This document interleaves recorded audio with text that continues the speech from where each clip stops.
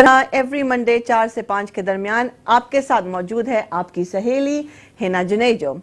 Nazreen, I'm very pleased to announce that we have somebody who's very special, very close to my heart because of the service that she's providing to our community. So let's all welcome or give a very, very warm welcome to Shumaila Mahmood.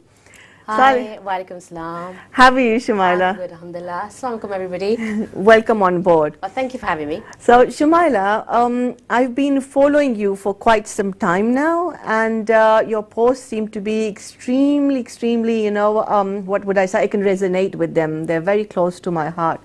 As far as I can go in terms of your journey, I remember you started off into the self-development field, yes. And then once having got the taste of that, you then diversified into coaching, yes. And then from coaching you realized that one aspect or area that needed much attention from most of the coaches or most of conscious or aware parents would be the area whereby parents need to be out there, be able to play full out, develop themselves, to the utmost so that they can become excellent parents or they can parent in a better way. Yes. So since you're here and mashallah you've got a bit of an experience at hand as well, you are a mum, we would love to know everything about your journey. Everything, wow. Starting from how you went into or what triggered in you, because I know you were a teacher as well. Yes, I was. So what triggered that element of self-development in you that you needed to know more or grow more, develop yourself more, and then from there on, so on and so forth, and then you've been married, then you've had a baby as well, and then you've got this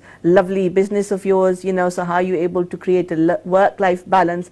I know I've just bombarded you with loads of questions, exactly. But just so that I don't, interject while you're speaking, so I would love you to cover literally everything about your journey. Okay, amazing. And please.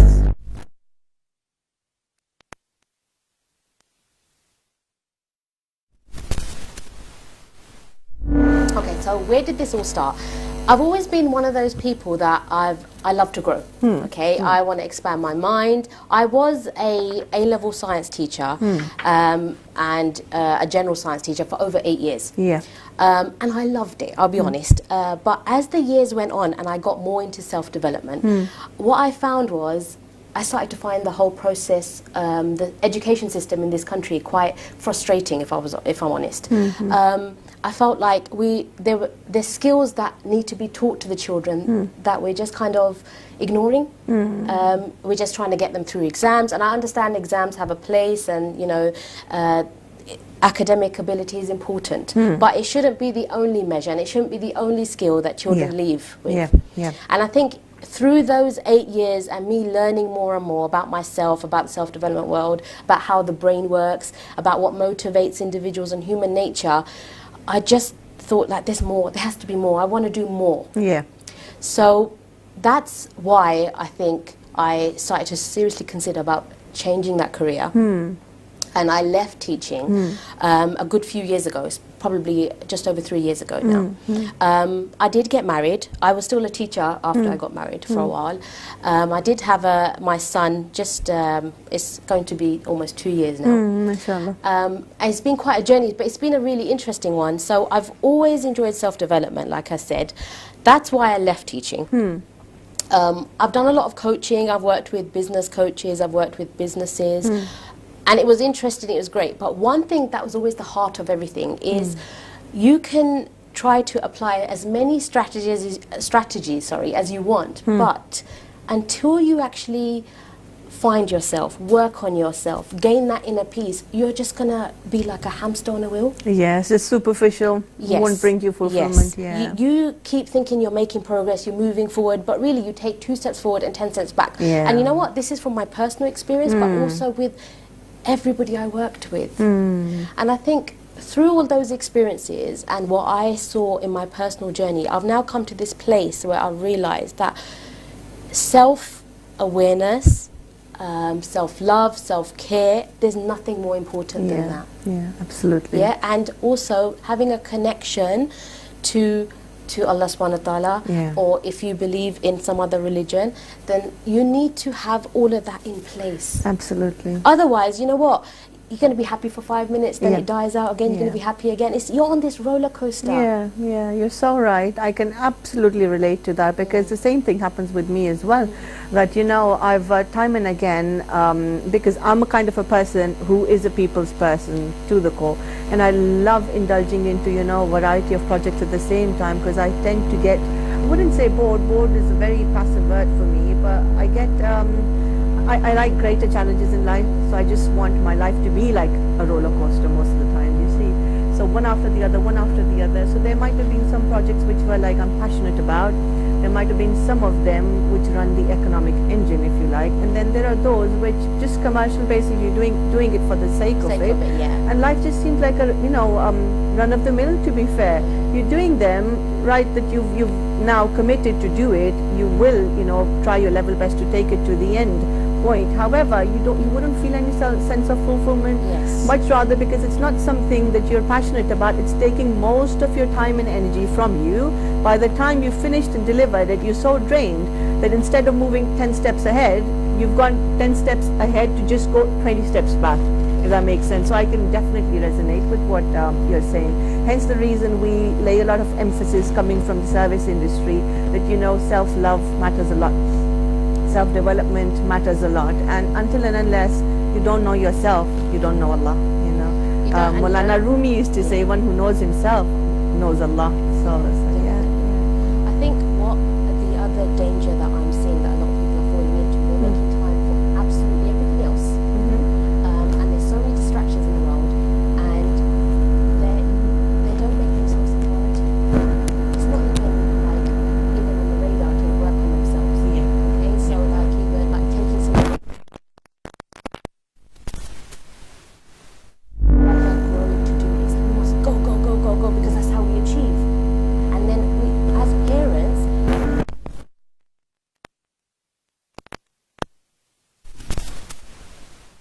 is on the rise. There's this occurring.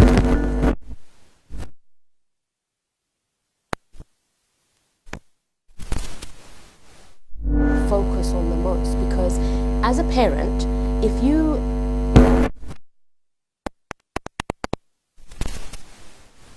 your consciousness, your awareness, and you build good habits, your children are watching you 24/7, whether you like to believe it or not.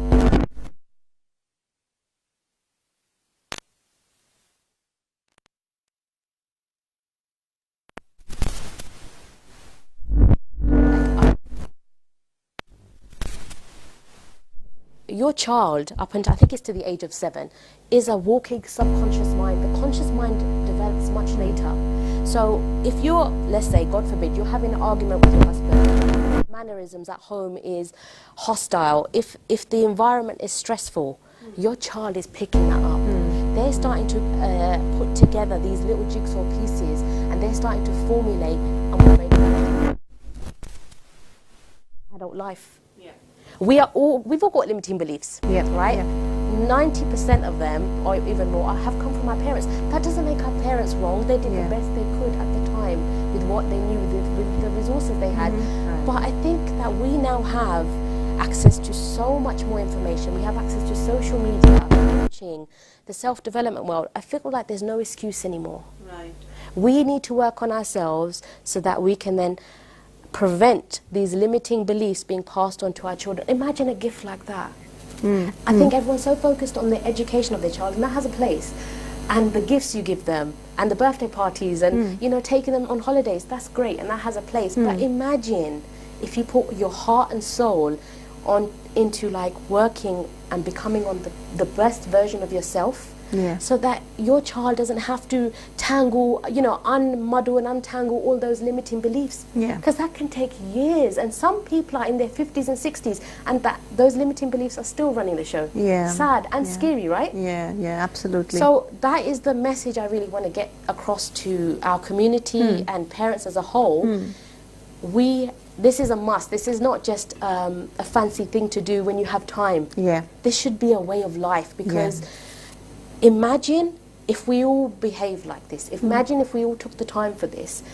Where would we be? Where are our children going to be? What's society going to look like? Absolutely. We will all benefit It seems like, oh, I haven't got time, but if you do this, I do this, our relatives do this, our children do this, it gets passed on through the generations. Absolutely, absolutely. Hence the reason, we lay so much emphasis on journaling every day. Oh, that's because amazing. Yeah. that's what you're doing. Basically getting yourself into a routine, scheduling your day, and if you schedule your day accordingly, with prioritizing your self-development in it, you'll see that after a certain time period, it's going to become part and parcel of you. Nature. Second nature, absolutely. It's going to become like a muscle memory, something that just comes naturally to you. You wouldn't 100%. Be thinking as if this is something on the side that you need to do as an add-on or as an extra, and you wouldn't feel burdened. Much rather, it makes you feel so much empowered that you feel your personality, your life, anything and everything is revolving around you, and you've got complete control over it. And you know why? Because you've made a conscious decision to commit yourself into bringing that change and then becoming a part of that change. Hence, that change, erupts from you. You're able to take control of it. And that's what gives you the sense of empowerment. Because whatever decisions you've made in your life, you've made them consciously, you committed towards them, and that's from where the empowerment comes, because it's in your control. You stop looking outside on the other forces, for love, for attachment, for so on and so forth. I think that is the biggest thing that people need to be aware of. All of these things, these feelings that we want, or these things that we are chasing, they're all within us, but we don't know how to access them. But when we work on ourselves through meditation, through prayer, through journaling, through all of these things, through reading, we realize that the power starts with us. Everything starts and stops with you. If you want to be successful in your business, if you want to be successful in your marriage, if you want to be a good parent, if you want to be good in your career, you have to work on yourself. Not just your craft, you have to work on you. Absolutely. And also, back to what you were saying, when you take those decisions and you work on yourself, what happens to your self-esteem? You feel good, right? Absolutely. So confident, your self-esteem is skyrocketing, and the way that you look at life is just completely phenomenal. Definitely. You're looking at everything through rose-tinted sunglasses. Absolutely, yeah. Right? It Couldn't might agree sound more. really cliche, but it's the truth. Yeah. And the other thing is, when you're feeling that good, little things your children do don't seem to bother you. No, Lack not of at all. sleep doesn't seem to bother you as much. No. Yeah. Otherwise, when you are running ragged, when you're stressed out and unfulfilled, your child, I'm afraid, feels like an extra burden. Absolutely. And I see parents do this when I go out, when I see family members, when I go to weddings. You see this. And I have also been guilty of that because I'm human. Yeah. Whenever I haven't looked after myself, I can't be the best parent possible. I can't be the best wife possible. Yeah, absolutely. So it all starts with you. When you work on you, I feel like I'm saying this again and again, just to bring the message home. Yeah. It literally, you start with you and it just filters out. Absolutely. You've got so much more to give, 100%. And when you're giving out so much, in return, automatically the law of attraction is taking place. You receive so much more as well, abundantly. Yeah. It's just so beautiful how law of attraction works. It's all about emitting positive vibes in return, to just get as much as you want, And tell me more about Shumaila. How are you creating a balance between your work and your household chores? If I'm honest, that word balance doesn't exist. Okay. Right? So, because I have always chased the balance, Yeah. right? And I always thought, oh, it's because I'm a teacher, I can't balance it, or because I'm this, or because I'm a mum now. Yeah. And I only found peace when I realized there's no such thing. Yeah. The way I do things and what works for me is I have to prioritize. Yeah. Okay? If my child needs something, he's my priority. Right. Yeah. If I need to spend time with my husband because we haven't had that time to connect, then that's my priority. If I'm feeling burnt out and I have let my self-care slip, that's a priority. Yeah. So yes, we can have routines and all of that stuff. And that's one thing I want to make really clear to everybody watching as well. Have your routines, have your daily habits, but give yourself that compassion, cut yourself some slack, basically. Yeah. Sometimes as mums, we can be so good at doing everything, and then when we slip it, we give ourselves a hard time, we beat ourselves up, we're not good enough, we haven't done enough. No. And it's not true. No, you're right. If you need a half a day to rest, then do it. And I think that's, so although I have things in place, And I have a very supportive husband, alhamdulillah. Alhamdulillah, and I yeah. have a beautiful little boy and a great family, mashallah. But at the same time, I know that if one of the wheels that I'm trying to spin or one of the plates I'm trying to spin falls off, it's okay. Yeah. Only when I came to that conclusion did I find the peace. Otherwise, I was constantly beating myself up. And I feel like sometimes as mums, we want to achieve so much because we want to be the role models for our children. Yeah. And we have so many plates. We have our religion, we have our relationships, we have our family, we have our children, and then we have our goals. Yeah. And it becomes so difficult. It doesn't need to be that difficult. No, So prioritize what's important to you, what's going to light you up. Absolutely. And the answer is individual for everybody. That's the beauty. Yeah. What lights you up may not light me up. Yeah. So don't compare yourself to Yeah, others. yeah. That's the other disease that our community and as a society as a whole has come under. Like, we compare our possessions, our wealth, our health, our children. It's not necessary. No, not at all, not Yeah. at all. What makes you happy? What gives you peace? Yeah. This understanding only comes when you understand yourself, when you Yeah. ask these questions. What are my core values? What Yeah. do I need from life Yeah, right now? yeah. What do I need to spend time on? Yeah.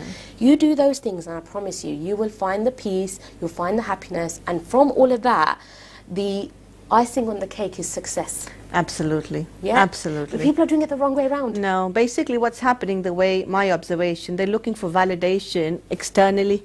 They're not looking for validation internally. But they don't actually know that they're doing that. Absolutely. That's the sad thing. Absolutely. So going back to that, sis, what tips, what advice would you like to give to our audience that, you know, if this and this is what they did, at least they'll be able to connect with their inner self. And rest will all come with the flow. I would basically make sure that you have some time out for yourself, especially in the morning, because how you start your day determines the flow of the rest of your day. Okay, so if you start with rolling out of bed, rushing around, trying to sort the kids out, trying to make breakfast for yourself, your husband, you're running late, you're going to feel panicked. The Yeah. rest of your day is going to go panicked. Yeah. And you're going to feel stressed. And the thing is, we're habitual characters. Yeah. This will happen on Monday, Tuesday, Wednesday, Thursday.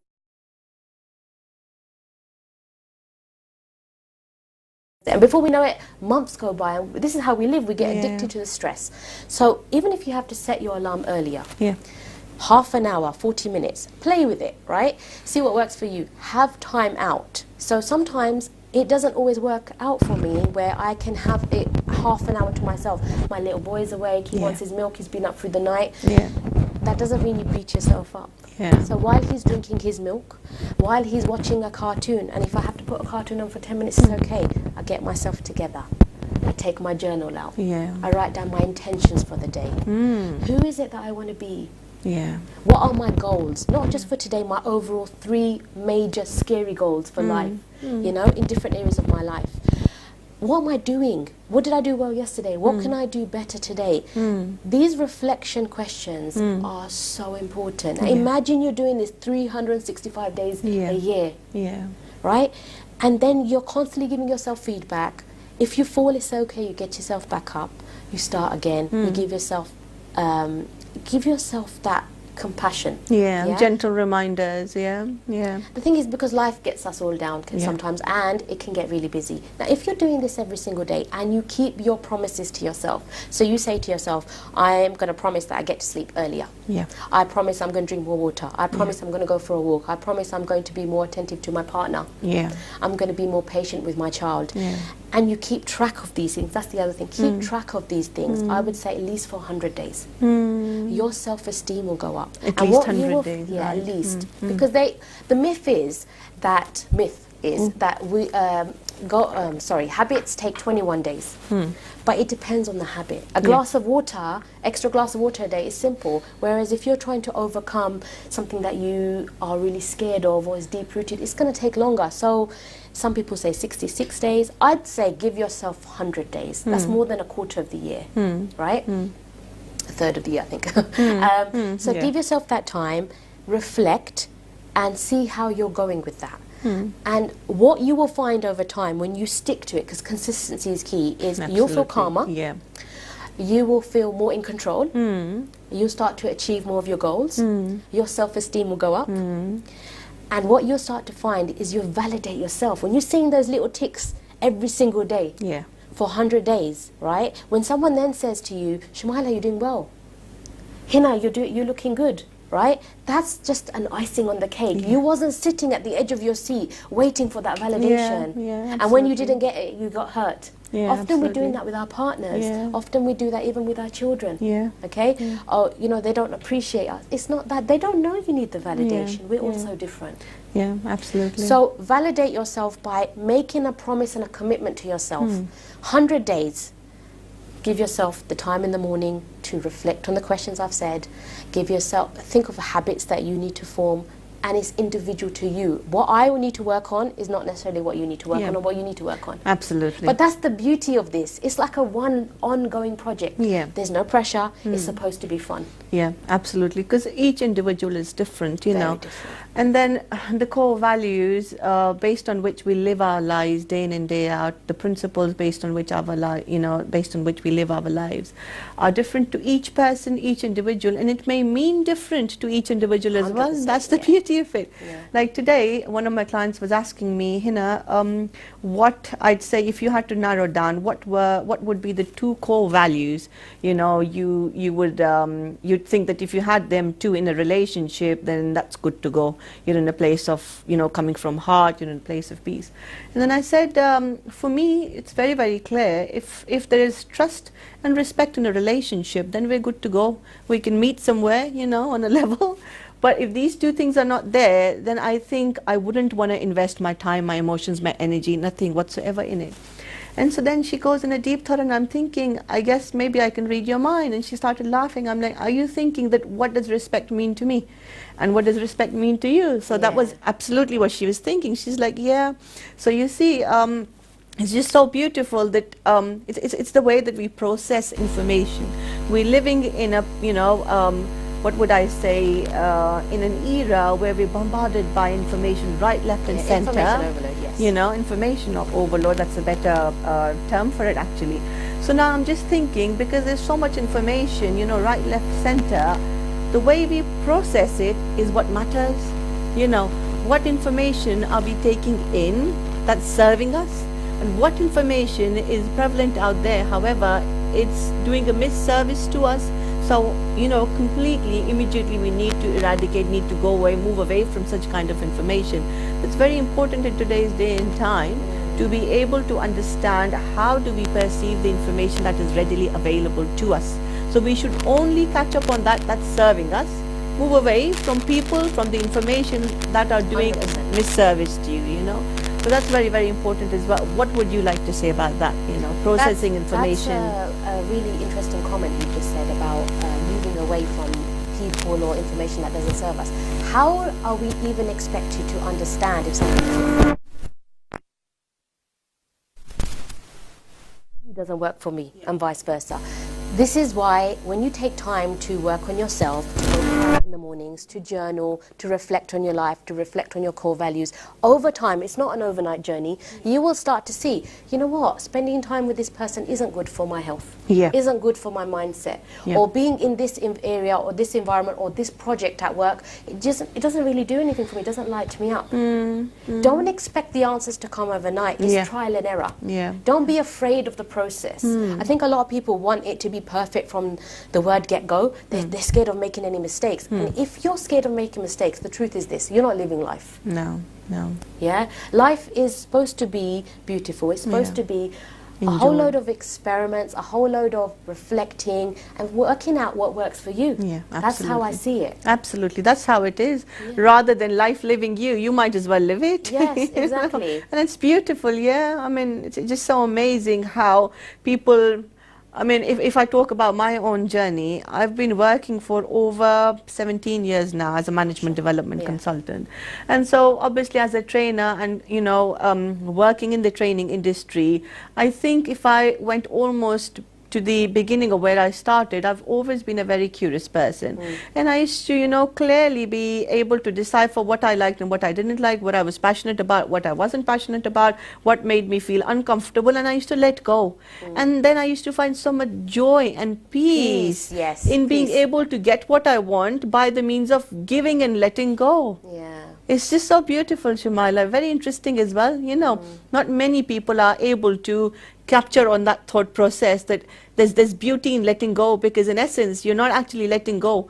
You're making that thing be attracted and come back to you with more force, you know, in a more holistic and more simplistic manner, if you like. Yeah, and it's interesting. Most people believe in God, Allah subhanahu wa ta'ala, higher power. But it's one thing saying we believe it and one thing actually acting like we believe it. We hold on so tightly, and I have also done this, I'm sure you have at times. We hold on so tightly, we try to control everything.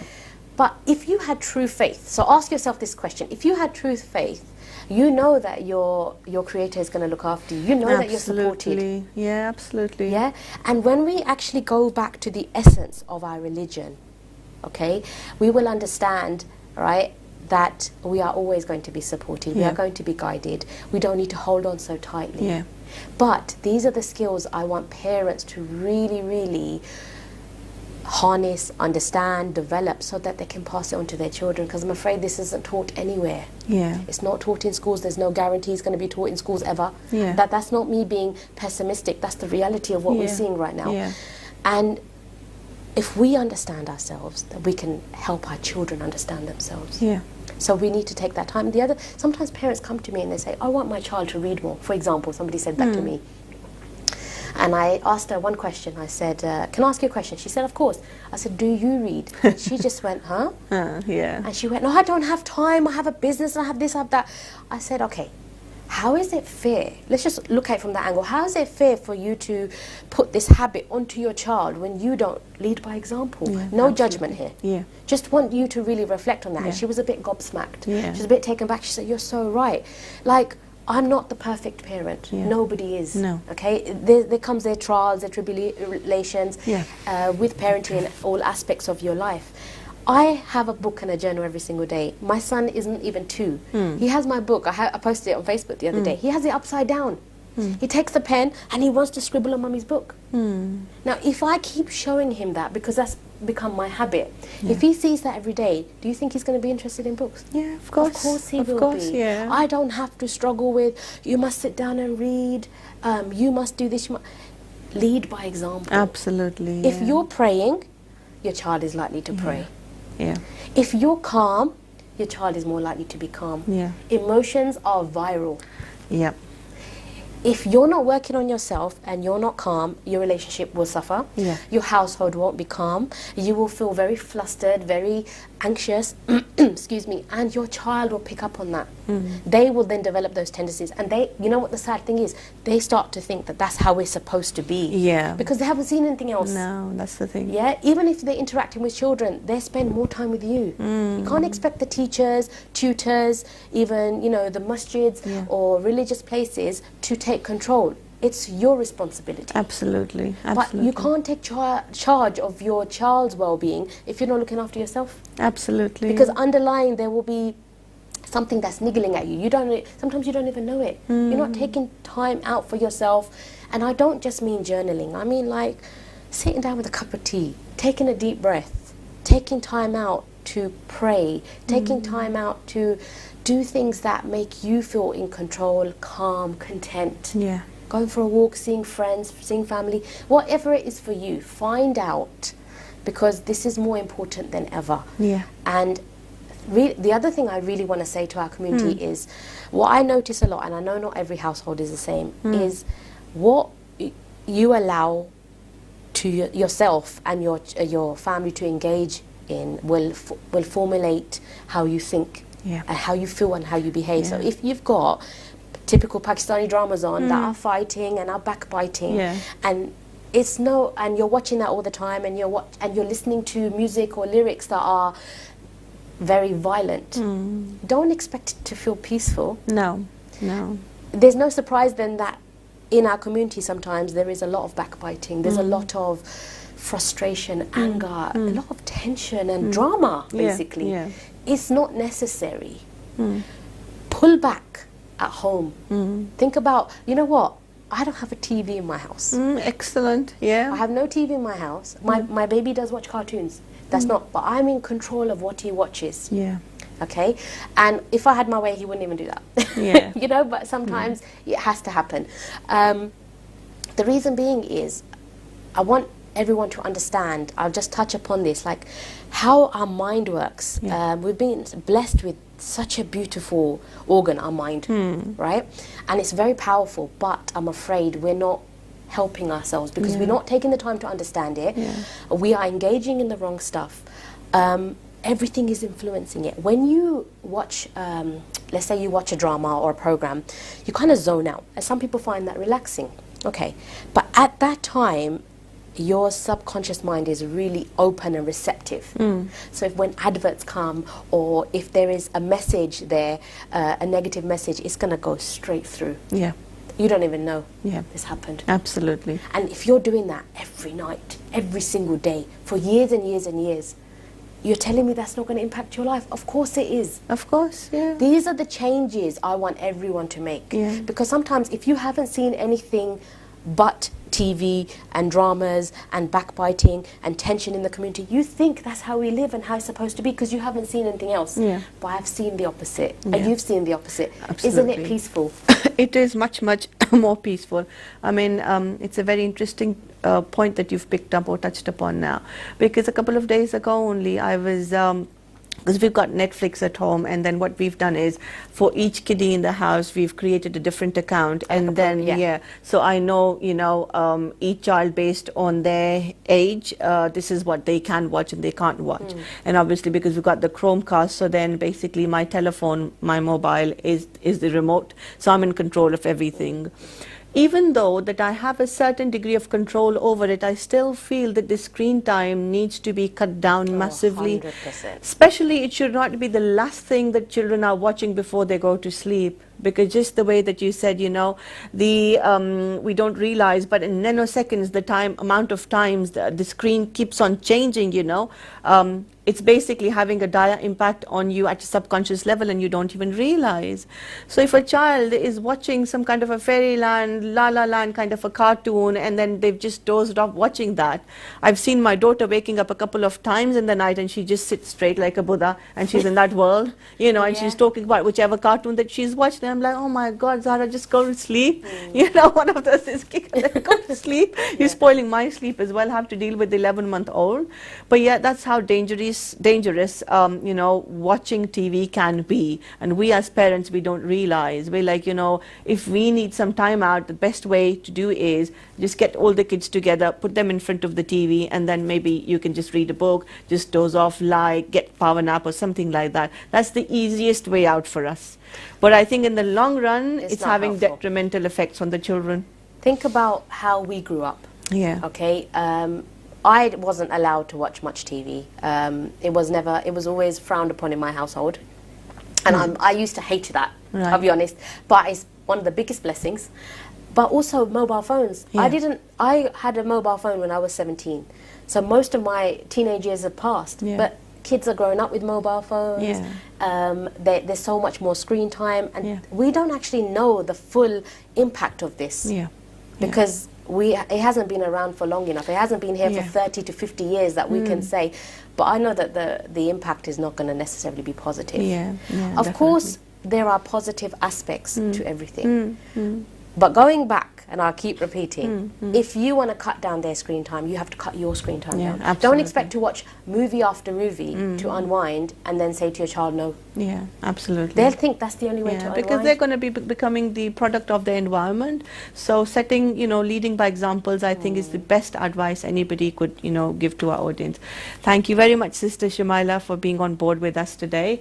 नाज़रीन, मेरे ख्याल में कि आज शुमाइला ने हमारे साथ इतनी बेहतरीन टिप्स जो है वो शेयर की हैं हमारी सेल्फ डेवलपमेंट के हवाले से, और वो बेसिकली ये मैसेज देना चाहती हैं कि जितना टाइम आप अपने आप को जानने में इन्वेस्ट करेंगे, ख़ुद को बेहतर तरीके से समझ पाएंगे, तो उसी तरह से फिर आप जो है वो बेटर तरीके से ग्रोथ की तरफ जा सकेंगे। और जैसे जैसे आप ग्रो करेंगे, आप इंटरनली ख़ुद को पीसफुल और फुलफिल्ड महसूस करेंगे, और उसका असर फिर आपके बच्चों के ऊपर, आपके अहलो अयाल के ऊपर, आपके यू नो हस्बैंड के ऊपर, अपनी सारी रिलेशनशिप्स के ऊपर उसका इम्पैक्ट एक बहुत बेहतरीन तरीके से जो है वो होगा। چلتے چلتے ناظرین، جیسا کہ آپ خود جانتے ہیں کہ آج کل کشمیر کے حالات جو ہیں وہ بہت مضر ہیں، اور 10 دن سے اوپر وہاں پر اس وقت تک کرفیو نافذ ہوا ہے. کب تک وہ رہے گا، کب اٹھایا جائے گا، کسی کو کچھ معلوم نہیں. جو لوگ اپنے گھروں سے نکلے ہیں نوکری کے لیے، رزق حلال کمانے کے لیے، وہ واپس اپنے خاندان والوں کے ساتھ، بچوں کے ساتھ مل نہیں سکے. لوگوں کے جو نان نفقے کا ذریعہ تھا گھر کے اندر، وہ ختم ہوتا جا رہا ہے. بچے جو ہیں وہ بلک بلک کر رو رہے ہیں دودھ کے لیے. کھانا پینا لوگوں کا جو ہے ان کے گھروں سے ختم ہوتا جا رہا ہے. تو اگر ہم اور کسی اور طریقے سے کنٹریبیوٹ نہیں کر سکتے کشمیری بھائی بہنوں کی مدد کر کے، تو سب سے بہتر طریقہ یہی ہے کہ ہم گھر بیٹھ کے کم از کم ان کے لیے دعا گو ہو سکیں. تو میری آپ سے ایک ذاتی جو ہے وہ ریکویسٹ ہے کہ پلیز ہمارے کشمیر کے مسلمان بھائیوں اور بہنوں کے لیے آپ جو ہیں وہ اپنے گھروں پر دعا گو رہیے. انشاءاللہ اس کے ساتھ آپ کے ساتھ تھینک یو ویری مچ کہ آپ ہمارے ساتھ جڑے ہیں. آپ کے ساتھ اگلے ہفتے دوبارہ منڈے کو ملاقات ہوگی سہیلی کے سیٹ پر. تب تک کے لیے السلام علیکم ناظرین.